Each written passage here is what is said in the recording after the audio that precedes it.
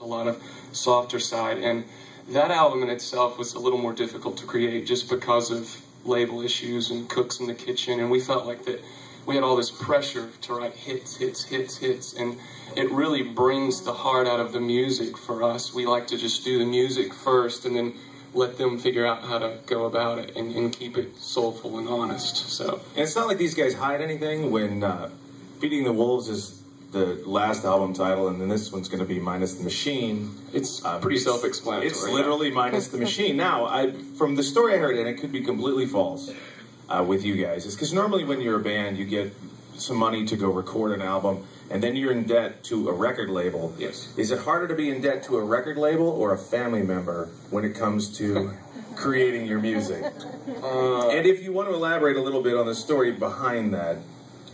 I mean, the thing about the big record labels is they still are spending big money. It doesn't cost $250,000, $500,000 to make a good album. Just write good music and write good songs, and the technology's out there to record it. We built a studio in the bottom of his house and did the whole Minus the Machine record at his house, and didn't cost us anything besides the studio.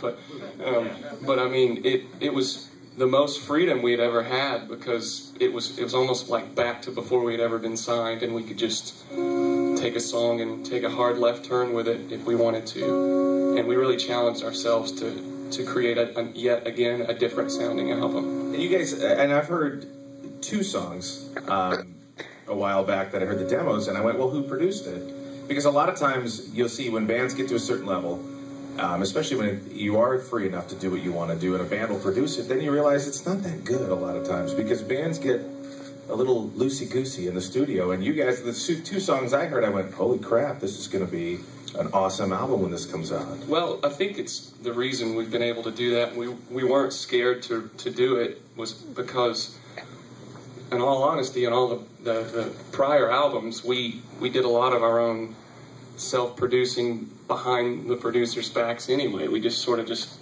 I don't think they know that, but I mean, Brian's great at that, and he and I have always had a chemistry producing vocals and doing vocals, and he's so producer-minded anyway that we knew it felt like we'd done everything with him anyway. So now, with the new album that comes out, and the fact that Pale Horse Records is basically you guys, yeah. Is that more pressure? Is it more things you have to focus on now when you're out on the road? Because a lot of times everybody thinks, oh, we're just partying and we're having a good time.